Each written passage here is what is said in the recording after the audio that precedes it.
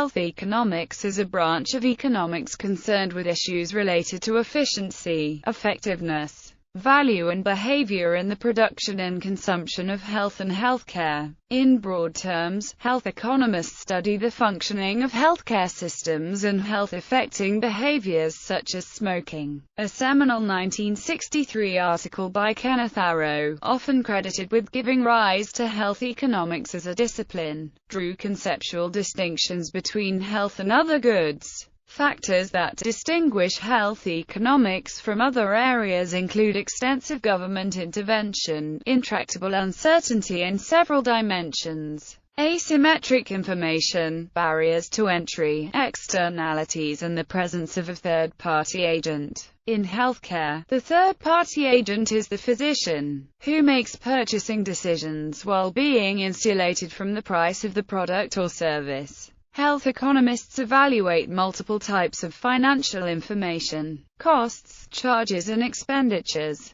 Uncertainty is intrinsic to health, both in patient outcomes and financial concerns. The knowledge gap that exists between a physician and a patient creates a situation of distinct advantage for the physician, which is called asymmetric information. Externalities arise frequently when considering health and healthcare, notably in the context of infectious disease. For example, making an effort to avoid catching the common cold affects people other than the decision-maker. Scope. The scope of health economics is neatly encapsulated by Alan Williams' plumbing diagram, dividing the discipline into 8 distinct topics. What influences health? What is health and what is its value? The demand for healthcare. The supply of healthcare. Microeconomic evaluation at treatment level. Market equilibrium. Evaluation at whole system level. Planning, budgeting and monitoring mechanisms. Healthcare demand. The demand for healthcare is a derived demand from the demand for health. Healthcare is demanded as a means for consumers to achieve a larger stock of health capital. The demand for health is unlike most other goods, because individuals allocate resources in order to both consume and produce health. The above description gives 3 roles of persons in health economics. The World Health Report states that people take 4 roles in the healthcare: contributors, citizens, provider, consumers. Michael Grossman's 1972 model of health production has been extremely influential in this field of study and has several unique elements that make it notable. Grossman's model views each individual as both a producer and a consumer of health. Health is treated as a stock which degrades over time in the absence of investments in health, so that health is viewed as a sort of capital. The model acknowledges that health is both a consumption good that yields direct satisfaction and utility, and an investment good,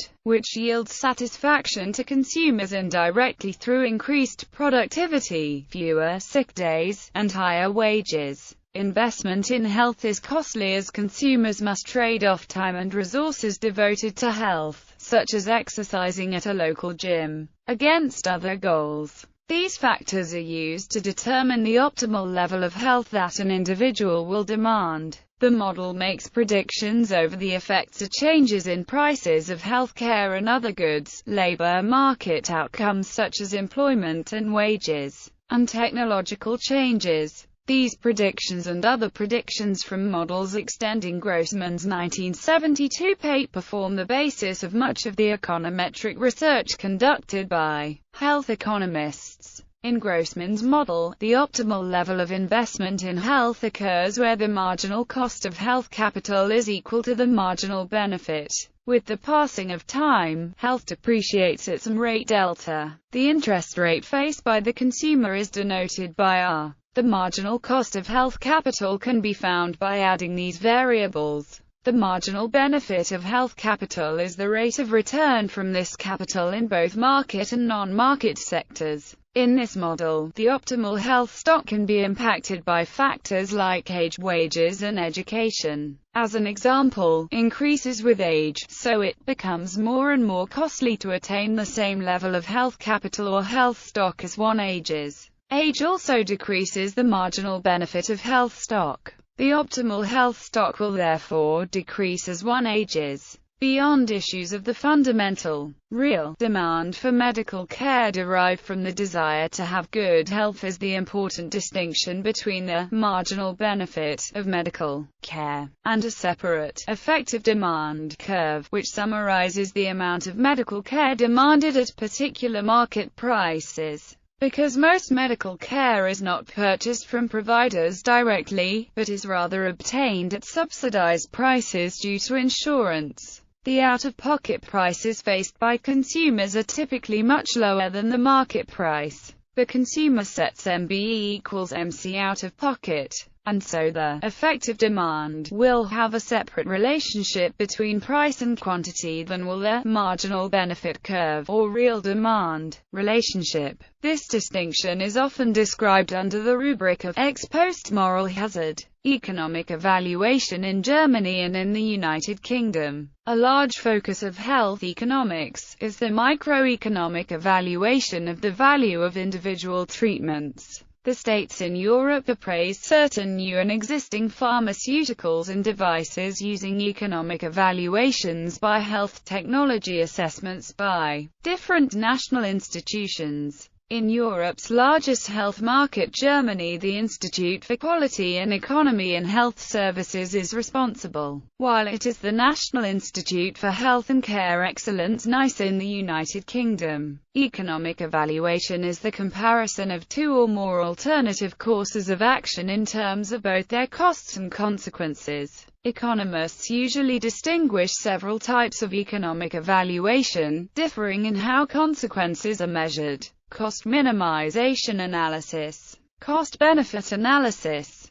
cost-effectiveness analysis, cost-utility analysis, cost-consequence analysis. In cost minimization analysis, the effectiveness of the comparators in question must be proven to be equivalent. The cost-effective comparator is simply the one which costs less. In cost-benefit analysis, costs and benefits are both valued in cash terms. Cost-effectiveness analysis measures outcomes in natural units, such as mmHg, symptom-free days, life years gained. Finally, cost-utility analysis measures outcomes in a composite metric of both length and quality of life, the quality-adjusted life year. A final approach, which is sometimes classed an economic evaluation, is a cost-of-illness study. This is not a true economic evaluation, as it does not compare the costs and outcomes of alternative courses of action. Instead, it attempts to measure all the costs associated with a particular disease or condition. These will include direct costs, indirect costs, and intangible costs. Market equilibrium. Healthcare markets. The 5 health markets typically analyzed are: healthcare financing market, physician and nurses services market,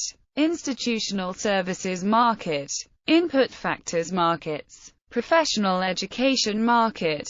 Although assumptions of textbook models of economic markets apply reasonably well to healthcare markets, there are important deviations. Many states have created risk pools in which relatively healthy enrollees subsidize the care of the rest. Insurers must cope with adverse selection, which occurs when they are unable to fully predict the medical expenses of enrollees. Adverse selection can destroy the risk pool. Features of insurance market. Risk pools, such as group purchases, preferential selection, and pre-existing condition exclusions, are meant to cope with adverse selection. Insured patients are naturally less concerned about healthcare costs than they would if they paid the full price of care. The resulting moral hazard drives up costs, as shown by the famous Rand health insurance experiment. Insurers used several techniques to limit the cost of moral hazard,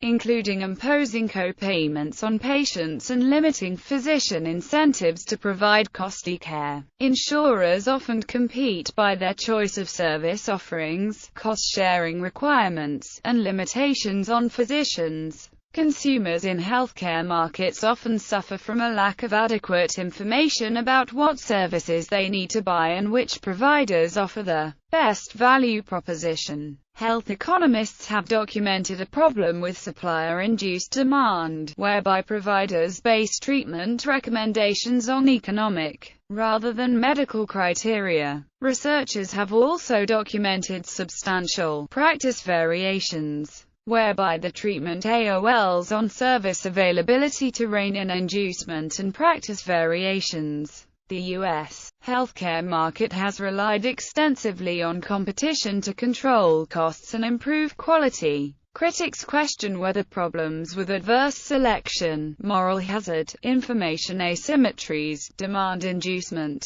and practice variations can be addressed by private markets. Competition has fostered reductions in prices, but consolidation by providers and, to a lesser extent, insurers, has tempered this effect. Though the market for healthcare in the U.S. is primarily coordinated by competition, there is an abundance of regulations that inhibit market efficiency. A classic example is medical licenses. Some economists argue that requiring doctors to have a medical license constrains inputs, inhibits innovation, and increases cost to consumers while largely only benefiting the doctors themselves. Competitive equilibrium in the 5 health markets. While the nature of healthcare as a private good is preserved in the last 3 markets, market failures occur in the financing and delivery markets due to 2 reasons. Perfect information about price products is not a viable assumption. Various barriers of entry exist in the financing markets. Ideological bias in the debate about the financing and delivery health markets. The healthcare debate in public policy is often informed by ideology and not sound economic theory.